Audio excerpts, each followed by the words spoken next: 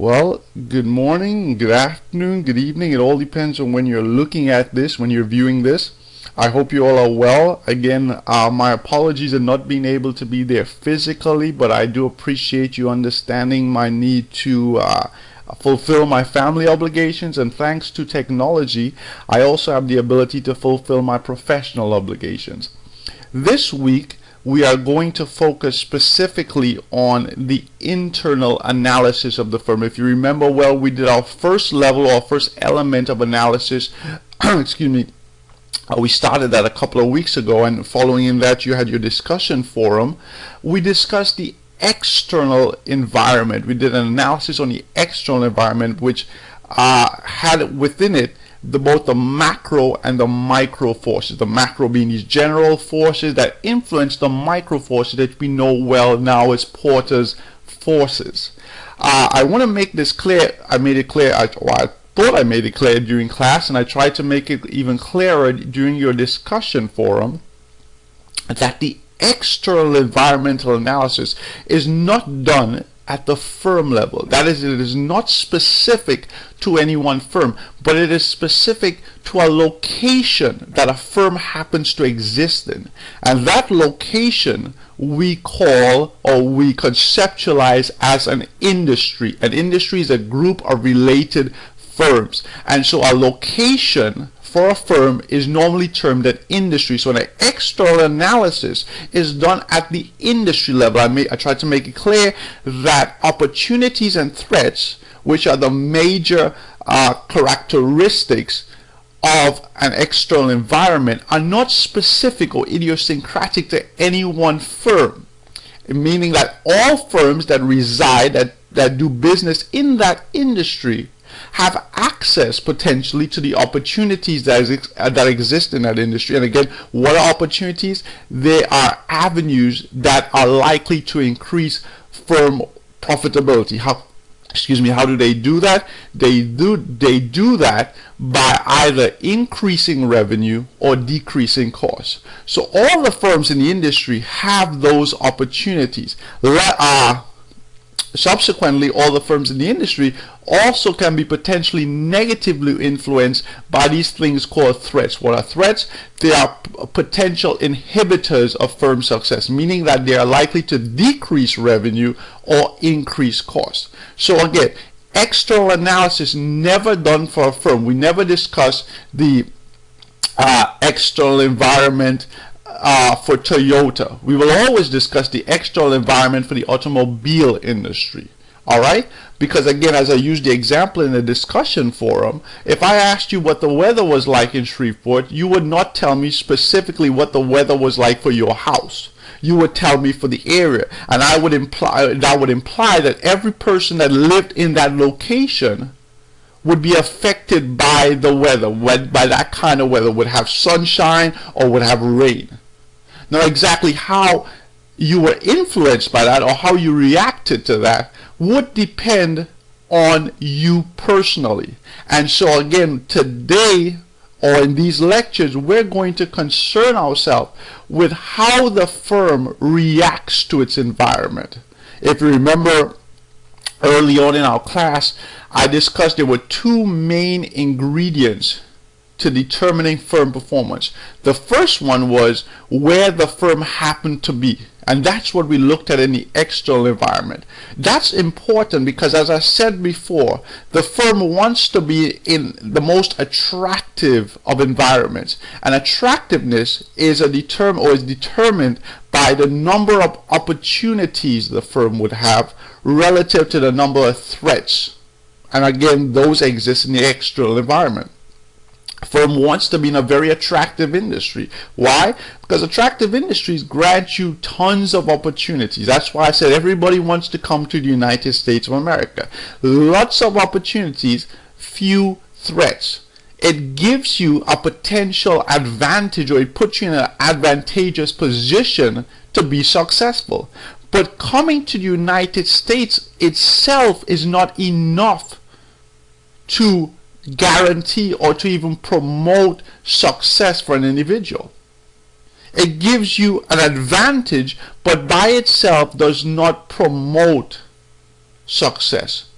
What do we need beyond just being in a good location or attractive location? We need to have the skill sets, the strengths, the competencies to take advantage of or to leverage the opportunities that exist in our environment.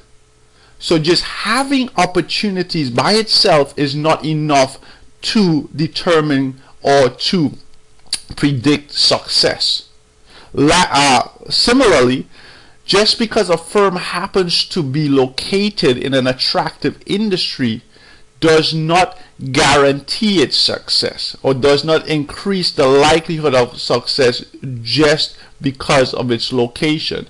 There are companies that are not doing well in the pharmaceutical industry. The pharmaceutical industry is by definition an attractive industry. It has lots of opportunities, few threats. But there are some firms that even in that attractive industry are not very successful. And so therefore, if we believe or if we assume it's just the environment that predicts success, then we would not be able to explain why those firms who are in a great industry do not do well. In order for us to explain that, we're going to have to look at the other element to determining firm success. And that is the internal element, the internal analysis, meaning what the firm does. What the firm does. If you remember, the definition I gave you for an effective strategy was the ability of the firm to leverage or utilize the opportunities in its environment based upon the strengths or the competencies that the firm had. So the firm can only take advantage of opportunities if it has the necessary skills or competencies that can leverage those opportunities. Just having opportunities is not enough. The firm must have those skills and competencies that are necessary to take advantage of those opportunities. And that's what we're going to concern ourselves today, on this week. We're going to look at the internal functioning of the firm. First, we're going to look at the ingredients necessary to have these great skills and competencies. And again, we just don't want to have skills and competencies that our competitors have. Why? Because the main objective of strategy is always to create and sustain a competitive advantage. And what is competitive advantage again? It is superior performance relative to our competitors. So in order for us to be better than our competitors, our skills and our competencies can't just be equal or similar to our competitors, but they have to be potentially unique and better. So that's what we're going to. In chapter 3, we're going to look at the roots or the ingredients to these unique skills, what we would call distinctive competencies.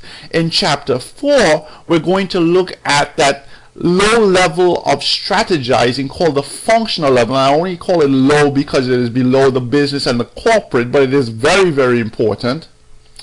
Meaning, how does the firm actually take those skills and resources and implement it in order to create a competitive advantage? So chapter 3 is all about the ingredients. Chapter 4 is all about combining and utilizing those ingredients. Okay?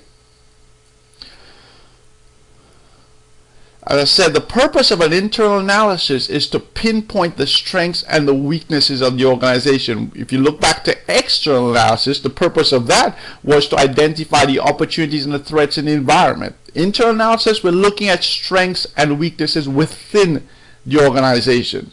Why? Strengths lead to superior performance, weaknesses lead to inferior performance. So similarly, if you want to always look at the external and internal simultaneously, external opportunities lead to superior performance, threats lead to inferior performance. In the internal, strengths lead to superior performance, weaknesses lead to inferior performance.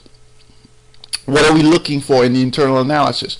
Well, we're looking for the quantity and the quality of a company's resources and capabilities. We're going to define those terms, and how in fact the firm can build these unique skills or unique strengths, which we will define as distinctive competencies that will allow it to create and sustain a competitive advantage. So we're looking at how much and what are the richness of these strengths, these resources and capabilities, and how in fact those resources and capabilities can be combined in order for the firm to create and sustain a competitive advantage based upon these things called distinctive competencies. We're going to make a grand statement here. I'm calling it a grand statement because it is supposed to enlighten us in terms of what is required for the firm to actually create and sustain a competitive advantage. There are 4 building blocks to competitive advantage. What do we mean by building blocks? Well, we're making the argument that the firm has to be better or unique in either or all of the many times in today's world. It's actually in all of these areas, but has to be better or unique relative to its competitors in either or all of these 4 areas in order for it to create and sustain a competitive advantage. And those 4 areas are efficiency, quality, innovations, and customer responsiveness. I'm going to say that again. Efficiency, quality, innovation, and responsiveness to customers. These 4 areas are the areas in the organization and what the firm does that determines its ability to create and sustain a competitive advantage. A firm that is not good at efficiency, that is not good at quality, that is not good at innovation, or not good at customer responsiveness, it is not going to be successful.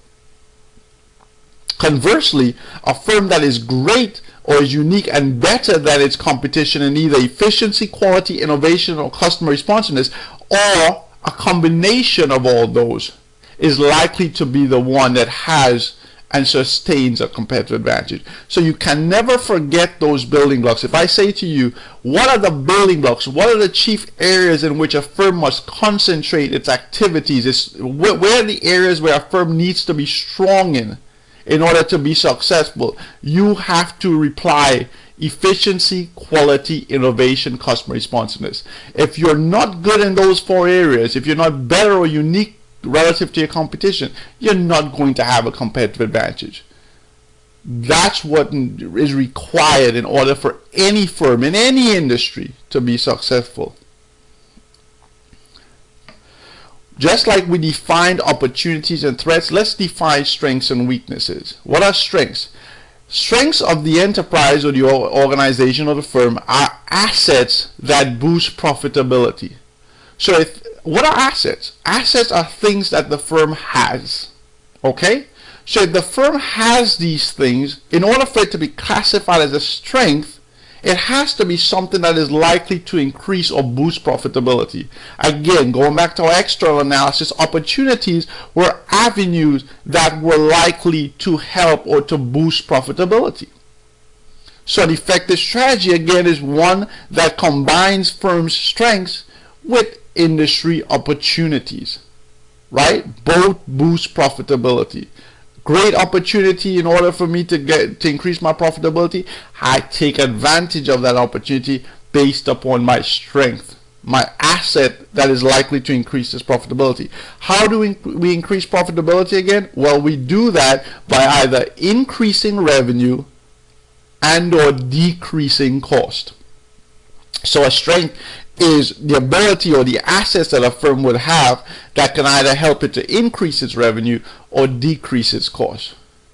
A weakness, on the other hand, is again something that the firm has or does that can potentially lower its profitability by either decreasing its revenue and or increasing its cost. So strengths, assets that increase revenue or decrease cost. Weaknesses, decrease revenue and or increase